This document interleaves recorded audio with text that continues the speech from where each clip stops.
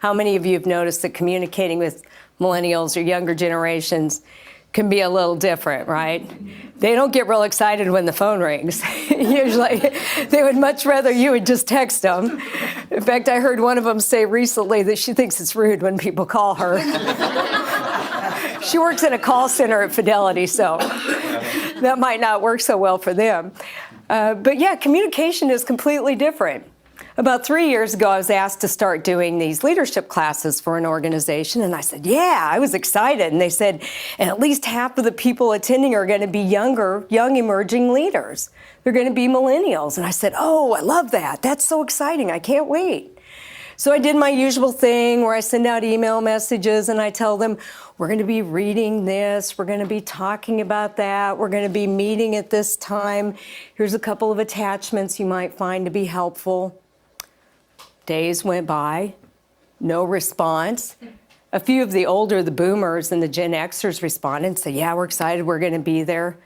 Not one younger member of the classes responded.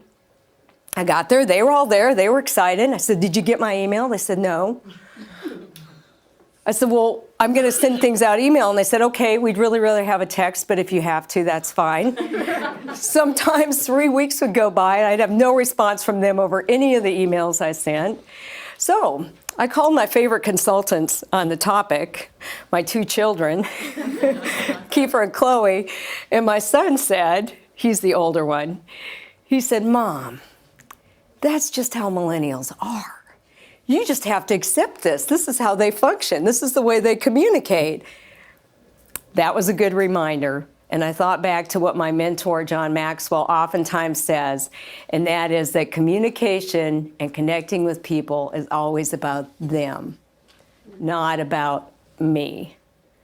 So I thought, okay, let's flip this. Let's think about it the way I believe they look at it. And I started texting more frequently.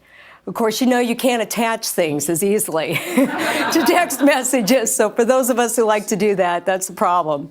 What I learned to do was I learned to text them and tell them, I'm going to send out an important email this afternoon. Please take time to check it. And I used this sparingly. And sure enough, they'd say, okay, and they'd check the email. So the point of all this is that we have to change our expectations about communication. And I think the best way to do this in an organization is to get together and talk about what are realistic expectations for communicating, and then define those and get buy-in. How frequently should people be checking their email? How quickly should they be responding?